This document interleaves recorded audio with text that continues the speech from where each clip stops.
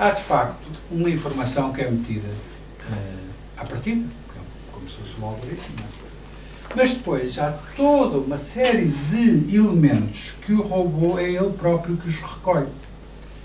Ele tem, por exemplo, tem uma bússola, ele tem sensores para ver onde está, ele tem sensores para ver a pintura, ele tem um microchip, no fundo, que o ajuda a tomar decisões, através de processos aleatórios e outros não, porque, por exemplo, com a bússola também toma decisões em função da posição que está no espaço, com os sensores que vê a pintura conforme a cor, que cor é que está a ver, os padrões que está a ver. Ou seja, o comportamento dele resulta muito mais de toda a informação que a máquina recolhe do que aquela que eu lhe pus lá, que é mínima.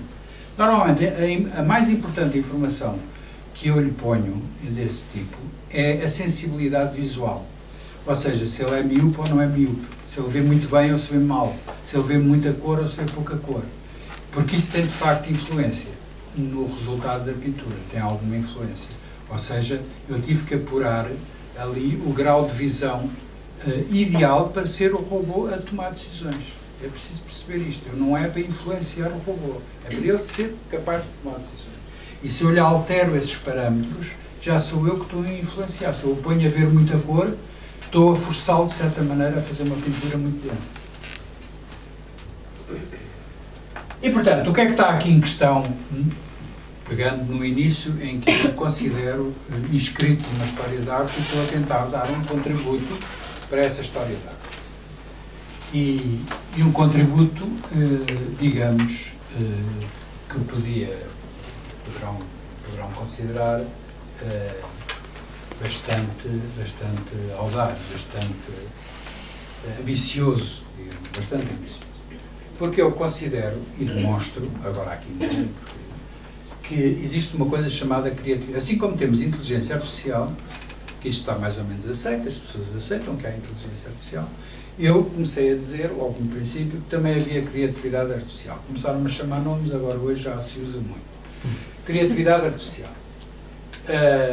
E quando estou a falar de chamar nomes, não estou a falar de Portugal, porque em Portugal está tudo a dormir, ninguém liga nada a estas coisas. Portanto, eu estou a falar do mundo, com quem eu, desde o início, me relaciono com artistas que também estão a fazer coisas parecidas, outros foram pioneiros. O Harold Cohen foi dos primeiros a fazer uma máquina para pintar, por exemplo, muito interessante. E, portanto, é com essas pessoas que eu tenho debatido ao longo destes anos todos. E, portanto, eu considero que existe uma criatividade artificial, ou seja, é possível pôr na máquina uma criatividade, assim como pomos inteligência, também pomos criatividade. Depois, a questão da abstração, normalmente essas pinturas são não figurativas, mas não são não figurativas porque não se referem à figura, não é um assunto. O assunto são processos emergentes de inspiração biológica, ou seja, são processos que estão explicados cientificamente. Isso, quem conhece o que é emergência saberá, quem não conhece devia conhecer. E isto dá resultado, o que eu chamo de arte não humana, ou seja, uma arte que já não é humana, porque não é feita por mim, é feita por uma máquina, ainda que eu sou parceiro. Aliás, o primeiro manifesto que eu escrevi chamava-lhe arte simbiótica, porque era uma simbiose entre mim e a máquina, em que eu dava um contributo e a máquina dava o outro. Mas hoje em dia estou cada vez mais a afastar-me mesmo dessa ideia de simbiose e cada vez mais a tentar que a máquina seja cada vez mais ela e mais autónoma.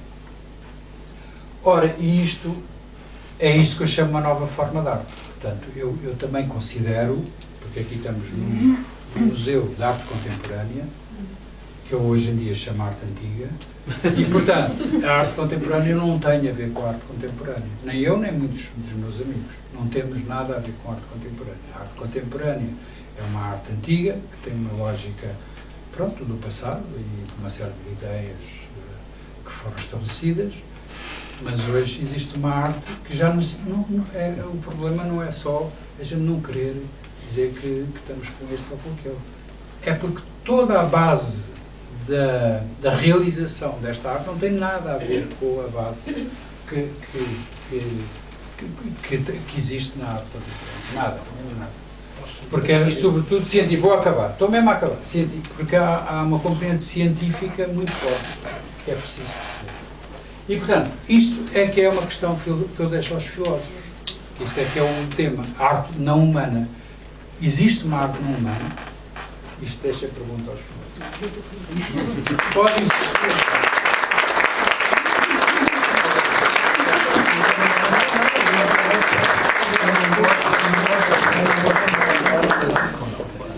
Agora temos então uma. Bom, faz favor, foste tu primeiro. Obrigada. Não, porque eu não gosto. Obrigada, Lionel, sou eu. Fiquei cheia de questões, cheia de vontade de discutir consigo. Discutir, Claro. efetivamente, claro. Mas acho que só vou fazer duas. Primeiro, tudo aquilo que disse sobre a definição da arte reformulou de várias maneiras o que é para si a arte, e em todas elas aparecia a definição da arte é a história da arte, a definição da arte é aquilo que está disposto a aceitar como arte, etc, etc. Ou seja, isto para nós filósofos é terrível, porque é circular. É topológico. É circular, ou seja, estamos a querer definir arte e usamos arte no definimento para definir o que é. Ficamos loucos. Mas não conseguem melhor. Não, eu não estou a dizer que consigamos melhor, mas eu não estou a dizer que consigamos melhor, mas pronto, é tudo aquilo que a gente não quer, não é? Pronto, então, isto era o primeiro desafio para dizer duas ou três coisas sobre isso. Se isso não assusta, ou se isso não interpela a pensar, ou se acha que isto é pacífico, e se sim, porquê?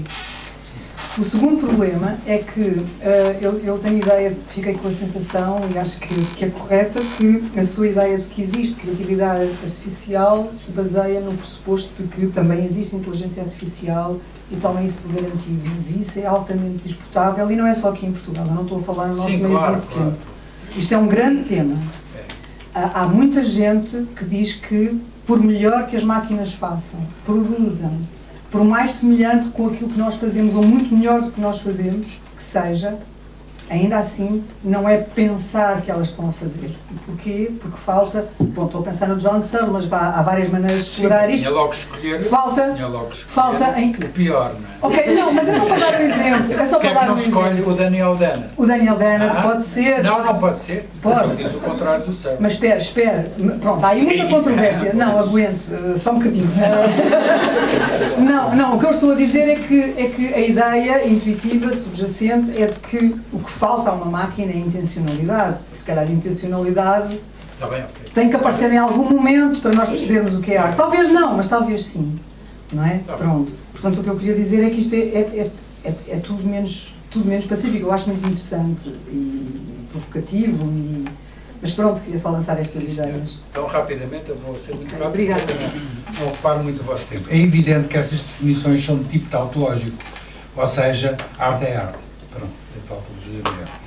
Simplesmente, como ficou, aliás, bem demonstrado, no conceptualismo, por exemplo, é exatamente dito isso. Quer dizer, que a partir de um determinado momento da história da arte, não há outra definição possível que não seja essa.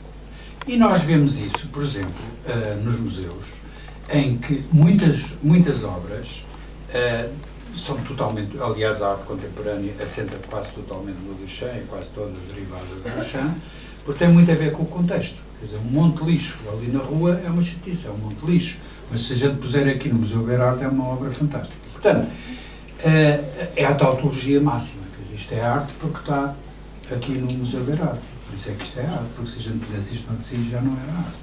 Portanto, há uma coisa que se perdeu. Aliás, o Walter Benjamin é que tem uma reflexão interessante sobre isso. Há uma coisa que se perdeu, é porque hoje a arte, a afirmação do que é arte e não é arte, aliás foi dito hoje de manhã, depende muito do sítio onde se põe, do sítio onde se põe. E isso é a maior tautologia que há, não há outra, não é? Bom, portanto, eu estou de acordo consigo, mas é isso mesmo. Eu não vejo outra maneira de nós hoje definirmos a arte. A segunda, em relação se há inteligência artificial ou não há inteligência artificial. Pois eu só estou a dizer que isso não está nada decidido. Pode não estar decidido. Não está, de tudo. Já estou com mais bruxas, mas que há. Que elas ai. Ou seja, Isso lá está. Isso é uma coisa tipicamente dos filósofos. O que é inteligência? Agora vou ficar 100 anos a discutir e quando chegarem a uma conclusão já os robôs têm consciência, já fazem tudo, mas é uma coisa ainda estão a discutir se aquilo é mesmo a sério. A inteligência, tudo depende Você não se esqueça só de uma coisa, isto muito rapidamente. Até há relativamente pouco tempo, e ainda hoje, na maioria das pessoas do mundo, deve ser dito, quando estamos aqui a falar só do Ocidente, e mesmo no Ocidente, inteligentes são só os humanos. Um cão não é inteligente. Há pessoas que dizem, um cão talvez já seja. E uma formiga é, isso tem pesado, uma formiga. Hoje em dia já há muita gente a pensar ao contrário. Obviamente, muito rapidamente. Portanto, o conceito de inteligência é que provavelmente nós aí devíamos... Uma máquina é inteligente ou não é inteligente? Portanto, depende muito da definição, porque tudo isto, se a gente inteligentes são só os humanos, então a máquina não é. Ou a arte, só os humanos é quase arte. Então os meus robôs, coitados, não têm futuro. Faz favor.